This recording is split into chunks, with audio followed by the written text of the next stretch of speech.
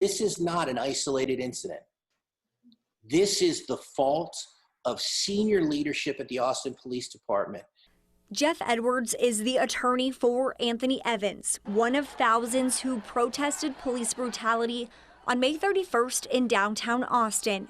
Edwards says this is when Evans became the victim of what he was protesting. And question in a very serious way whether the First Amendment really applies to people like him.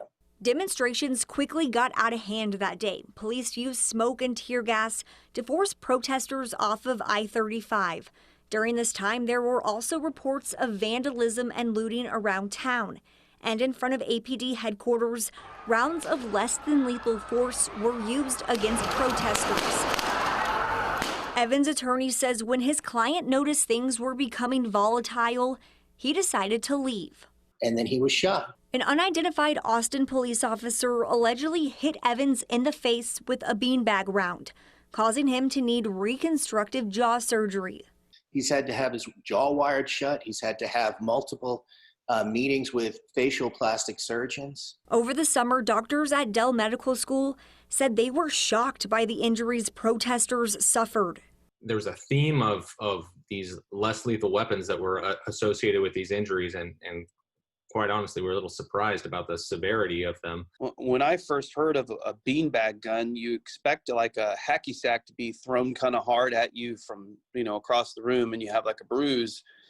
But this is way more like just a regular shotgun than it was a beanbag. Edwards says aside from his client's physical injury, the ordeal has taken a mental toll on him as well.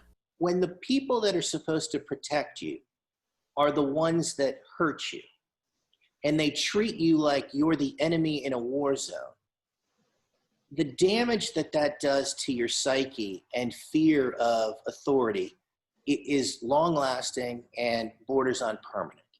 The lawsuit claims the actions of the officer who shot Evans were unjustified and questions how those in charge could allow this to happen. It's difficult for me to describe that type of misjudgment on the part of the leaders at APD. There needs to be an independent analysis so that there's credibility with the department, and Chief Manley has to show some courage and ask for that. He says Evans hopes something like this never happens again to anyone, and that the lawsuit forces departmental change. We want the Austin Police Department to change the way they interact with African Americans.